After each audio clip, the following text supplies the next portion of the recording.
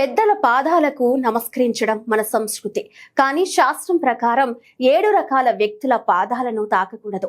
ఇలా తాకడం వల్ల పుణ్యం మాట దేవుడెరుగు, నేరుగా పాపం చుట్టుకుంటుంది. మొదటిది అంత్యక్రియల నుంచి వచ్చిన ఇంకా స్నానం చేయని వ్యక్తి. అపవిత్రంగా ఉన్నప్పుడు వారిని తాకితే ప్రతికూల శక్తుల ప్రభావం మీపై పడుతుంది. రెండోది నిద్రిస్తున్న వ్యక్తి. పడుకున్న వారి పాదాలను తాకడం వారి ఆయుష్ను తగ్గించడమే కాదు, అది మరణించిన వారితో సమానంగా చూడటం అవుతుంది. మూడోది గుడి లోపల ఏ వ్యక్తి పాదాలు తాకకూడదు. అక్కడ దైవం కంటే ఎవరు ఎక్కువ కాదు. అక్కడ పాద నమస్కారం చేస్తే అది దైవ నింద అవుతుంది. ఇక నాలుగోది పూజలో లేదా ధ్యానంలో ఉన్నవారు. వారి ఏకాగ్రతను భంగం చేస్తే ఆ పాపం మీకే తగులుతుంది. ఇక 5, 6, 7 మన ఇంటి ఆడపిల్లలు, కన్యలు మరియు మేనల్లుళ్ళు. శాస్త్రం ప్రకారం వీరు సాక్షాత్తు దేవతా స్వరూపాలు. లక్ష్మి స్వరూపమైన ఆడబిడ్డల చేత పాద నమస్కారం చేయించుకుంటే ఆ వంశానికి దారిద్ర్యం చుట్టుముడుతుంది.